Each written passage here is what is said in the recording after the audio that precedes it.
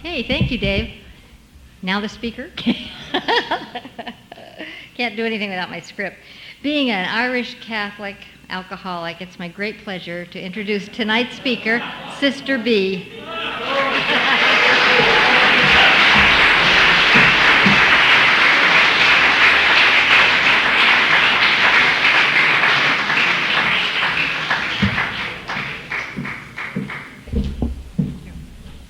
Good evening, everyone. My name is Bea, and I'm an alcoholic. And I'm delighted to see so many. I was almost going to say old faces, but I mean old familiar faces. People I haven't seen in a long time, and people who are here and hopefully will keep me honest this evening. I have a difficulty with that sometimes. I also want to welcome the newcomers and congratulate all the birthday people. It's surely a delight to be here with you. My story is long, and some of you know it off by heart. And so what I'd like to suggest that you would either fan yourselves cool or go to sleep, but don't talk, because Howard and I are in cahoots with this. Howard, wherever you are, you're my friend. All I ever think about is myself and getting the entire attention, so I'm glad to have a Howard in my life tonight. But my story goes back since I was 2, so you take a look, and that's a long time. When I was 2, my sister was born, and nobody asked my permission. And what I find in life generally is that people go around the whole world not asking my permission about anything. Traffic and lines and waiting and inconveniences, and nobody considers me in the way they should, really. And so when this child was born into our family, she moved into my spot. I was really interested in what the gentleman mentioned when he said he never felt he fitted anywhere until he came to Alcoholics Anonymous. That's exactly the way I have always felt, that I never fitted in the whole world until I found people like you. And when this little child was born, it felt to me that my parents spent a lot of time adoring at her crib. Now, I don't know that they necessarily did that, but it felt like that, and it felt that every year there was a new baby came into our family, being Irish and Catholic. And we had lots of them, and there were 5 of us in the end, and I was the oldest. And every time a new child was born, it felt that, I was just being pushed to the periphery of this unit called the family.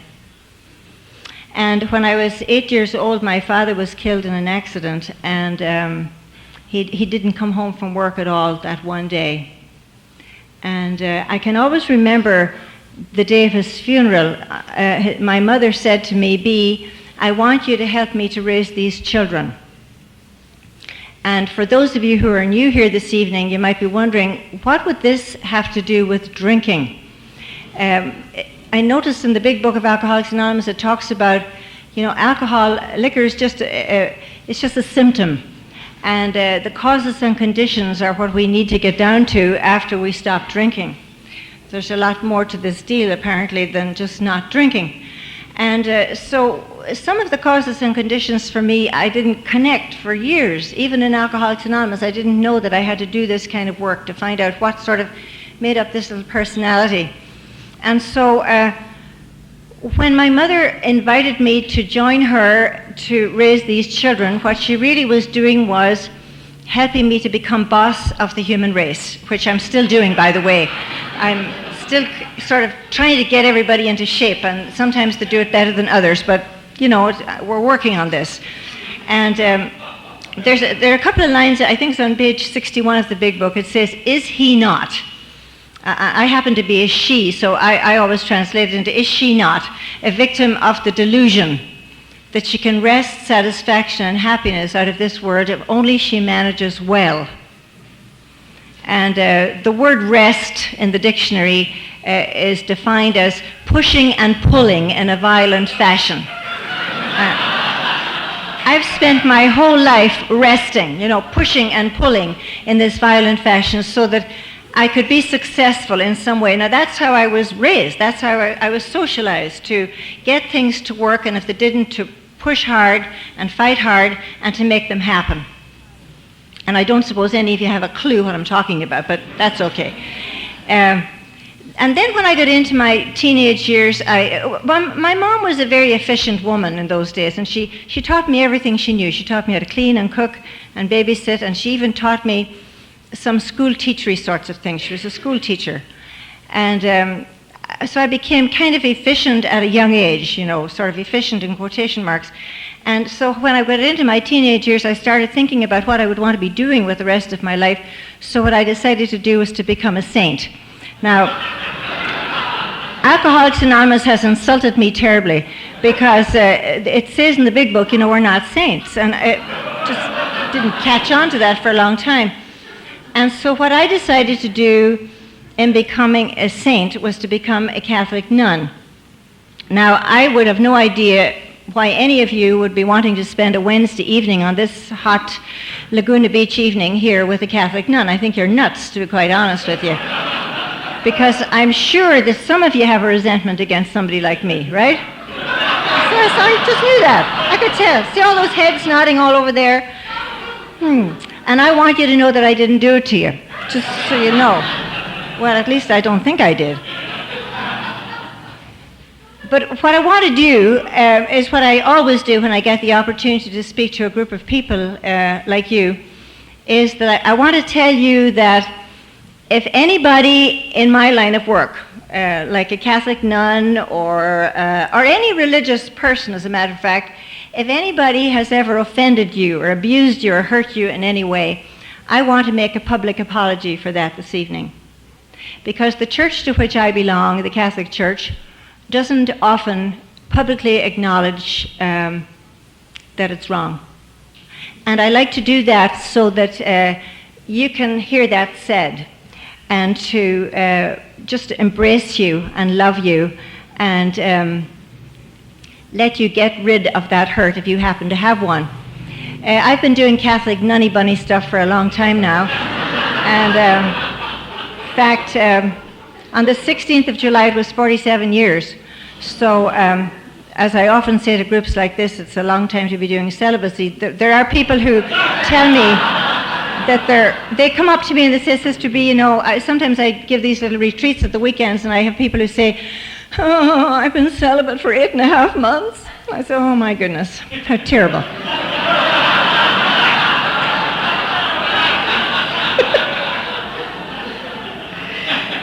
But in starting into this nunny stuff, it was grand. It was really good, I was attracted to everything about it, and I still am. And I'm very interested in this kind of a lifestyle. It's just fun. It's lots of good stuff. And some of you will be wondering where I got my booze. Now, I will get to that in a few minutes, so just hang in there. It's not easy. It's not easy in a convent to find alcohol. Do you know that? Really isn't. But, if you're alcoholic, and many of you sound like you are, or said you were, you will find ways to find alcohol like I did. We will do that if we happen to catch on to this disease. What happened for me was my superior sent me over to England to finish my education in the University of London. And when I was all done there, I became very smart, and then they sent me up to the northeast part of England to teach school.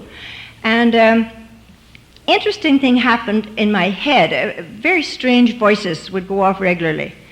And they would say something like this: if only they, whoever they were, didn't matter really who they were, would shape up, then I would feel a lot better. I don't suppose you've ever felt or heard a noise like that in your head, where you wanted them to do it, just exactly the way that you had designed them to do it. It didn't matter who they were. And then we got a message from our headquarters, which was back in Ireland, and they said, would any of you like to volunteer and go to Southern California? And of course, I knew that I belonged in Hollywood. There's a gentleman here from Hollywood tonight, so I hope you're watching me. Because I knew that I belonged here, and so I signed up, and I got picked, and they sent me. And when I was leaving, my superior said to me, she said, Sister, we're going to put you in charge. Now, there's nothing that a budding alcoholic who hasn't had alcohol yet likes to hear better, and she especially likes to hear it when she has had alcohol. And she even likes it after she stopped drinking. She likes to be in charge, and so they put me in charge. And I was in charge of all the nunnies, and I was in charge of the school, and I was just going to shape them all up, and I was going to tell everybody in Southern California how to do their lives and how to educate and how to just be perfect, generally. And I met this man after about 5 days, enjoying this wonderful stuff, except that I did notice in California that it was very hot. We used to wear the nunny clothes. I had this bad thought, I just have to tell you this. Earl sent me a wonderful letter of welcome, and he sent me a map. And he said that at these meetings you usually dress up nicely, and I had this awful urge to dress myself in my nunny clothes. Thought, wouldn't this be fun if I came all with this black stuff all down to my toes and all the white serge, and my friend over here, Father John, is a priest, and he came all dressed up in his priestly clothes, and you'd all run skiting down the street. There wouldn't be a sign out of one of you. You wouldn't be here now, would you? You'd be so scared to death. But anyway, it was very hot in California, kind of like now, in August of 1964 when I arrived there. And this pastor that I met after 5 days, he thought that he was in charge. And then immediately we started to kind of lock horns and fight and try to fight nice and fight fair. And it was really, really difficult. But the wonderful, magical thing happened to me when I was invited to have my very first drink. My very first drink was a drink of margarita that a lady who invited all of the sisters to her swimming pool, and she gave us this great beverage. It was in a tall jug, and it was in big glasses with salt around the top.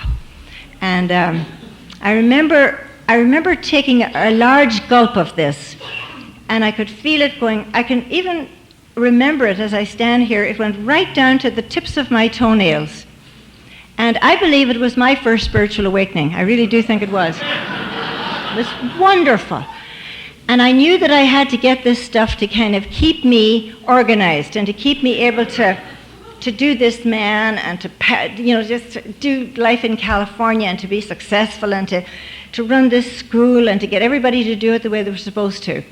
And so when I was leaving, I asked the lady for the recipe, and she gave it to me, and I really did think this. If you're new, you'll identify with this denial system that none of us understands, even after we're sober for a while.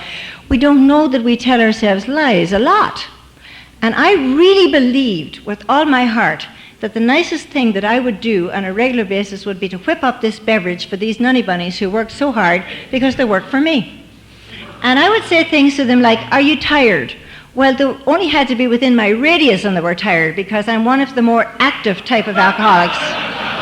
Like I tend to stir things up and get things going and move and shake. And on Fridays, if any of you are in the education business, you'll appreciate this. On Friday evenings, I would say to them, let's change all the classrooms. Let's put the first graders into the third grade. Let's put the second graders into the fourth grade. Let's change everything.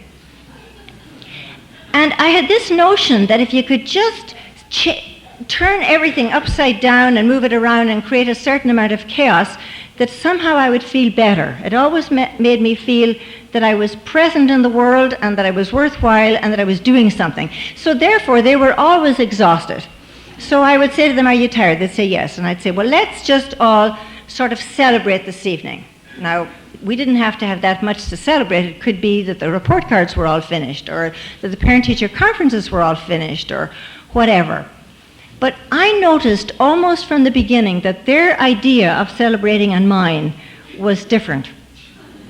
They would say things like, when I would crack out the booze and whip up this wonderful margarita that I could get, if I could get them, the ingredients, they'd say things like, "Well, let's have the little glasses."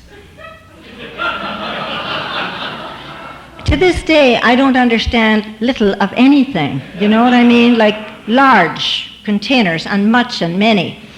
But they would say, let's, and then they would sit with their little finger, their little last finger here sort of out like this, and they would sip. And then they would leave it. And they would sip. And then leave it. And then they wouldn't finish. My dear people, I consider that to be the only sin.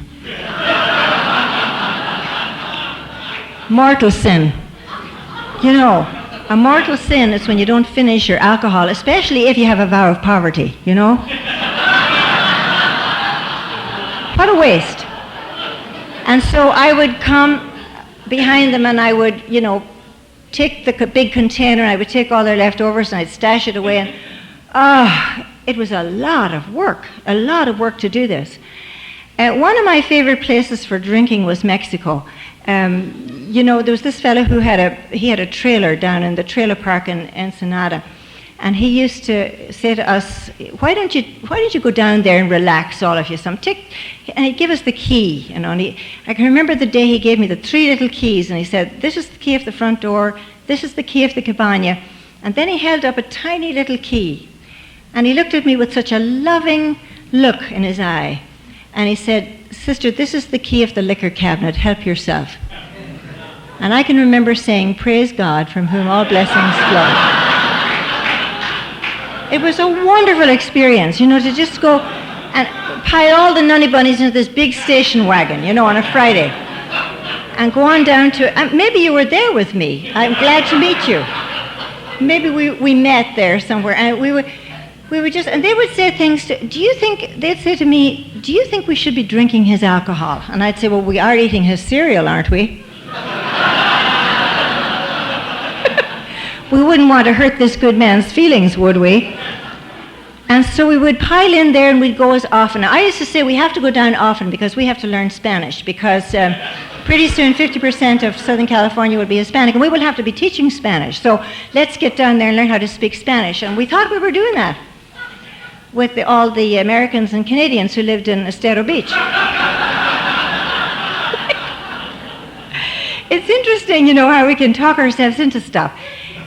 And so what happened for me was that I did what Bill W. did in on page 8 of the big book, where he talks about his death.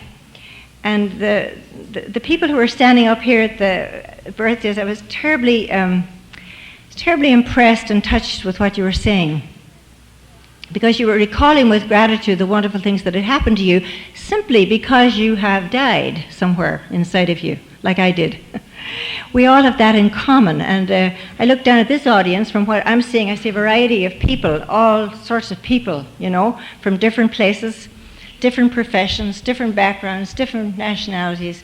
And the one thing that levels all of us is this common death that we have, in whatever form that takes. And Bill W. says that no words could tell of the loneliness that he experienced, or that bitter morass of self-pity when alcohol had become his master. And he knew that he had been overwhelmed, and everywhere he put his foot, he felt he was sinking in quicksand, and he didn't know what to do. I don't know where you were when you died. Sometimes it's good to think about that, because no matter what's happening for us today, in relationship to that, it's very little, you know. Sometimes I think I have huge problems, but in relation to that death that happened to me in the year of 1978, I will never forget just the awful extremity of the loneliness and of the depression and of the not knowing where to go and who to tell, and not knowing you, and knowing that if I did talk to people like you, that I was certainly very low. You know, I just didn't want to be part of anything to do with you. And so I was standing in our living room. It was called the community room in the convent, and I literally did not know what to do. And I just happened on a little booklet that was on our bookshelf, a little pamphlet, and on the very back page there was an ad. This book was written for sisters, and on the back page it said, "Sister, are you concerned about your drinking? If so, call this number, collect." So I made a collect call at 9 o'clock at night to Massachusetts, midnight their time, and this lady answered the phone, and I told her, which I know you've never done, I told her some lies, because I didn't know how to tell her that I used to be very intelligent and very important. So I couldn't tell her that, you know, that I had a problem with alcohol. So I told her that I was concerned about other people's problems with alcohol. and that I was now going to be promoted into a big job in the diocese where I would be working with people who had this problem, and I didn't know how to help them, and could she help me to help them? And she listened really carefully. And then she said to me an extraordinary thing. She said, "Sister, could you tell me a little bit about your own drinking?" Now, I think they're very nosy in Massachusetts to ask a question like that. And she said, "Because I can hear pain in your voice." And the miracle of our program is that we do get to hear the pain in one another's voices, and we can look at one another's eyes, and sometimes we can see their pain. And because we can do that in this blessed program that we have, somehow we become instrumental in the ongoing healing of one another. And this woman said this to me, and I didn't know whether to hang the phone up or what, but anyway, what I did do was I burst into tears, and I sobbed into the telephone, into this voice that I had never talked to before, and I told her a wee bit about my story, and I told her that I had nowhere to go. Nobody knew how terrible it was to be trundling down from the top corridor of my convent where I lived, looking for alcohol and grappling with myself because I had promised that I was not going to drink any more tonight, or any more this week, or any more this month, or Lent, Irish Catholics. And I never could do that. That phenomenon of craving that Dr. Silkworth talks about really had me by the back of the neck, this craving, this dying to drink, and dying from the guilt and the shame and the remorse when I did, not knowing what to do. And then something that I know you will not identify with, having given myself to this kind of a life, and wondering why God couldn't take care of this, why I didn't use the words control and enjoy my drinking with God, because I didn't know them until I found the big book. But I was basically hoping that that's what God could do for me, because I'd given up everything else, I thought, and why would God not let me have a little drinky poo every once in a while? What difference would it make to him anyhow? And so I got into a lot of anger with God. So I know you don't know what this is, but what I used to do was I'd come down to the little chapel we had in the front part of the house, and I used to stand there and I used to give God the finger. Very angry with God.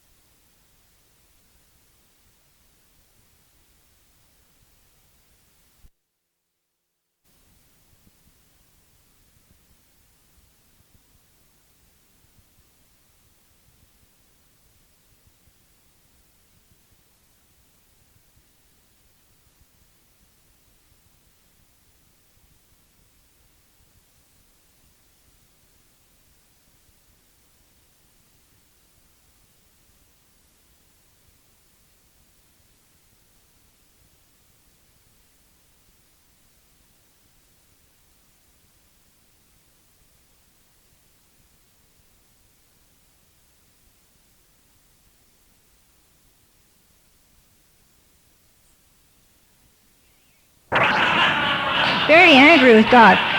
Some people get very upset when I say that, so I apologize in advance for any of you that I might offend, but that's the God's truth. I used to do that. I used to get very upset with God. Now, the 8th graders had taught me how to give God the finger. Well, not give God the finger, but how to give the finger. 8th graders are wonderful for teaching you things. 8th graders in Alcoholics Anonymous, you teach you everything you'll ever want to know, honestly. And so I just did, honest to God, was dying. And so this lady on the phone said to me, I'll send you some literature, and I'll send you some materials, and send you some information about places. And she said, but you know what? It would be a great idea, she said, if you could go to Alcoholics Anonymous and just listen for the similarities. I hadn't a clue what she was talking about. And so, again, because I was so important and so intelligent, the next day I changed. At that time we were wearing kind of nunny clothes, and I changed from my nunny clothes into regular clothes, and I took myself down to Serenity Hall in Whittier, which is a good little place from Brea. It's a good distance, and it was far enough away from, my general environment. And I went down there on a Wednesday morning. I will never, ever forget my experience in Serenity Hall. It was a tiny little room, just probably about, this is just what I thought. I don't know if this is true or not even now, but it seemed like this, a room about just the size of this area up here, and lots of little old men, just sort of, going around and just looking at me and talking to each other and spitting out loud, and just, it was awful. And there were two women there. One left and one stayed, and the one who stayed was clapping and laughing all at the wrong times, and I can remember thinking, we say in Ireland, she wasn't the full shilling, she was just not quite all there.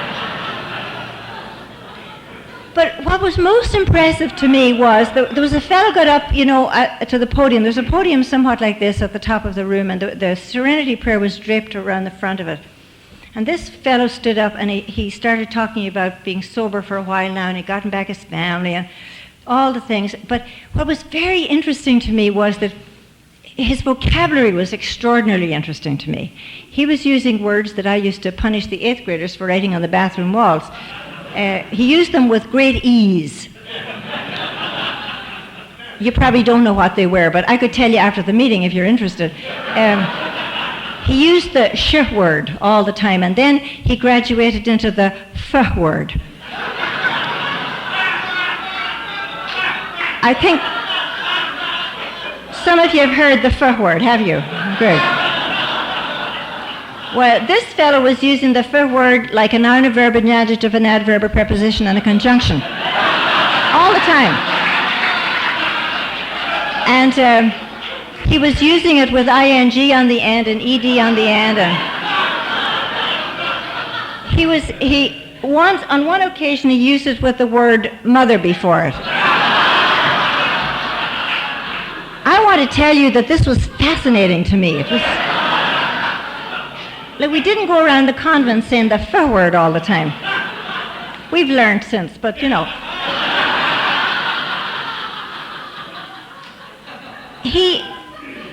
I remember thinking, how when you come into Alcoholics Anonymous first, if you're new, you'll think, they sit at the table, the secretary, and they write stuff, and you think they're writing about you, of course. You're taking your vital statistics or something, And I'm thinking, he must be the boss of Alcoholics Anonymous, and he's going to be my spiritual leader for the rest of my life.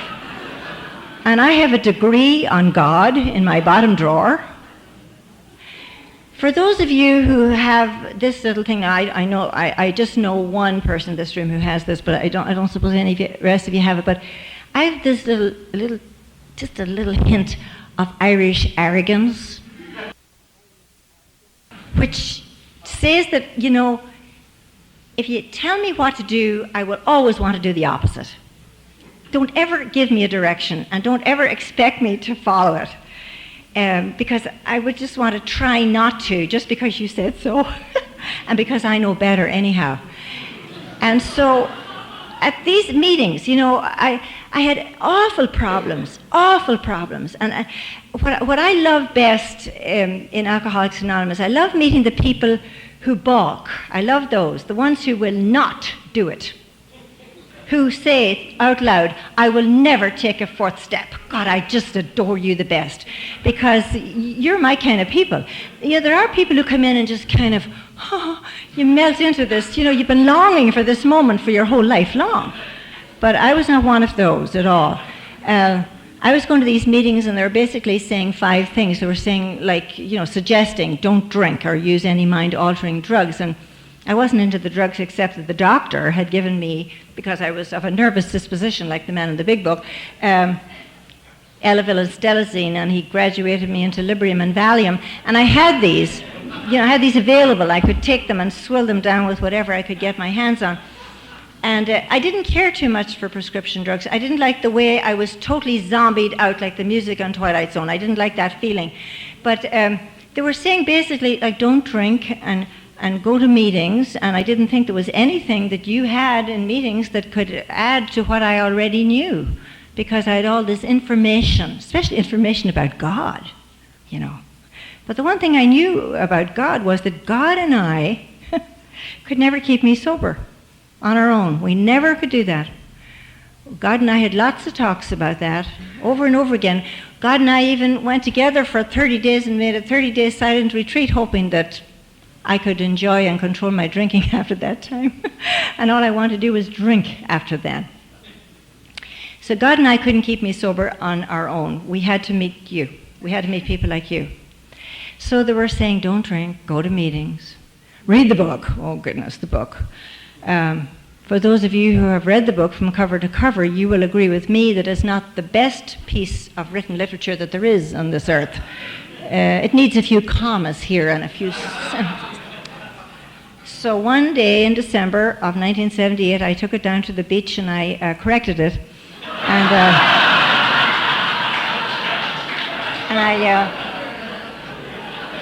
I brought it down to Serenity Hall in Whittier and I told them so.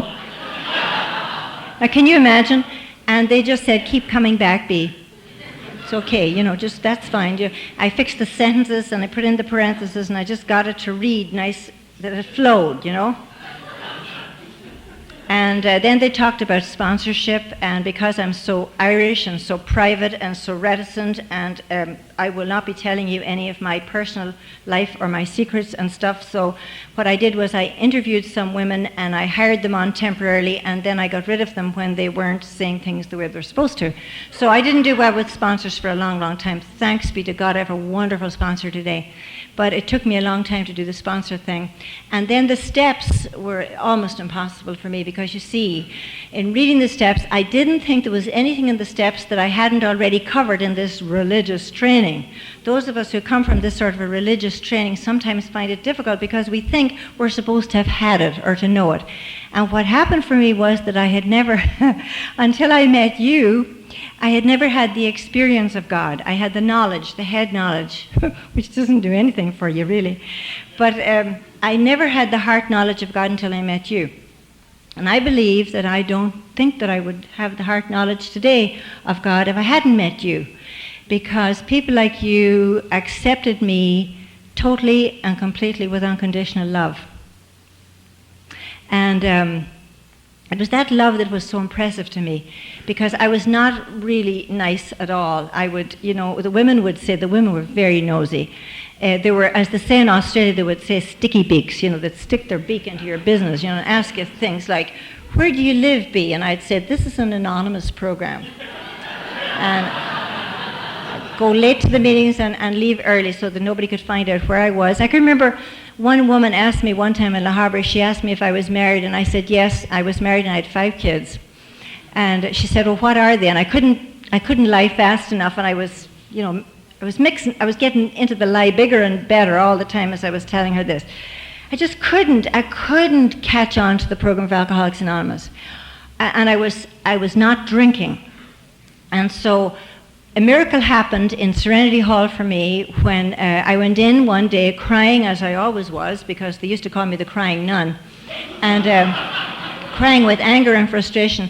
And this man, this older member of AA who has since passed on, he said to me, he said, you know, this program is supposed to help us to be happy, joyous, and free.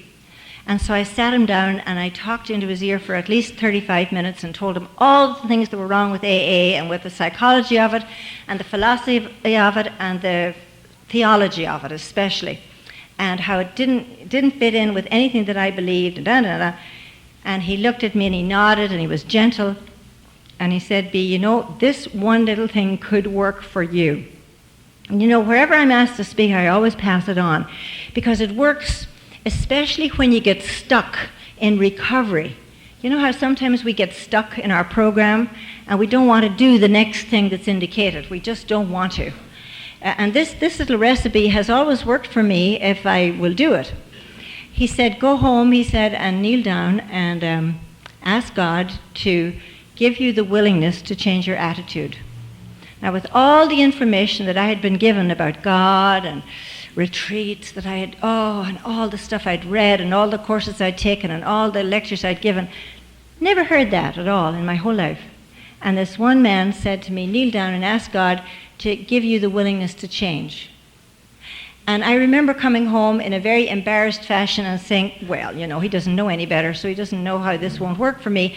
But I was in such emotional pain, which I'm sure some of you might know what that feels like. It's such emotional pain that I did that one thing, and everything started turning around for me after I did that one thing. What I've noticed in my sobriety today is that when I get to a block in the road, I get to another point, or as I was taught in one of the meetings, when you get in between surrenders. Do you ever get in there, where you're just in the middle there, you need to, but you don't want to, and the best thing would be to jump off this cliff, but it's too scary, it's too fearful. It's called in between surrenders, and it's always surrounded and cloaked with a lot of fear. So when I get there, and I pray for the willingness to do some changing, or as the book talks about, the entire psychic change, it usually works for me. Something will start breaking open that will change things around for me. I have become extremely enthusiastic and impressed with Alcoholics Anonymous, and I don't have a clue how it works. It's the most upside-down thing that I've ever experienced in my entire life. It's all opposite to anything that I ever was taught or ever experienced. I was at a meeting this morning. I go to a 6 a.m. meeting in Yorba Linda every day when I'm home. And this fellow, is talking about all the things that were happening to him. And then you could literally see the mystery working in the people as the different people were sharing. And I can never understand how any of this thing works. I can't understand why some fool can keep on talking and say the same things over and over and over again, and somehow God can work through them. I just think that that's very unclassy, but it's true. It happens all the time. I've become really especially impressed with all the promises, not only the ones that are on page 83 and 84, but in all the promises of step 3 and step 4 and step 5, and all the promises of step 10 and 11 and 12, and the wonderful feeling of dignity and self-esteem that this deal gives us. One of my favorite ones is the thing that that God will provide everything I need, every single thing I need, it tells me on page 63, everything I need, as long as I stay close and do God's work. I remember saying to a good friend of ours, Deke, one time, I said to Deke, what's God's work? I thought I was supposed to be doing that already. And he said, God's work is very simple. God's work is just to stay sober. And that means emotionally sober, and to carry the message. That's all. And so God will provide every single thing I need as long as I do God's work, and that's just staying sober and carrying the message. And that brings it right down to simplicity for me, because everything in my life I thought had to be extremely complicated. Before I came here to rooms like these and to other rooms all over the place, I just didn't know how to do normal coping. I never knew, I still don't know how to do some things real well, like to stand in line and wait and not tell them for their own good how they're supposed to run the bank. I don't know anything about a bank. But, I want to do this kind of stuff. What Alcoholics Anonymous has taught me, it has taught me, at least a good part of the time, it has taught me how to behave and to act in a loving way. And I'm constantly impressed with the mystery of it. And the mystery of it keeps unfolding all the time to me. And when I talk about the mystery, I often think of the words of a Shakespearean play, King Lear, where he and his daughter are just about to be imprisoned. And he says something like this. He says, and we shall laugh and play and sing and tell old tales and look at gilded butterflies and hear of court news, who's in and who's out, and take upon us the mystery of things as if we were God's spies. I think in Alcoholics Anonymous, you and I have the opportunity to become God's wonderful spies. because we get to watch God showing off, demonstrating what he or she can do in all of us. And I was particularly impressed when God showed off beautifully tonight in all the birthday people. I'm really grateful to you for inviting me. I wish you all a wonderful end of the summer, a day at a time, and I love you very much. Thank you.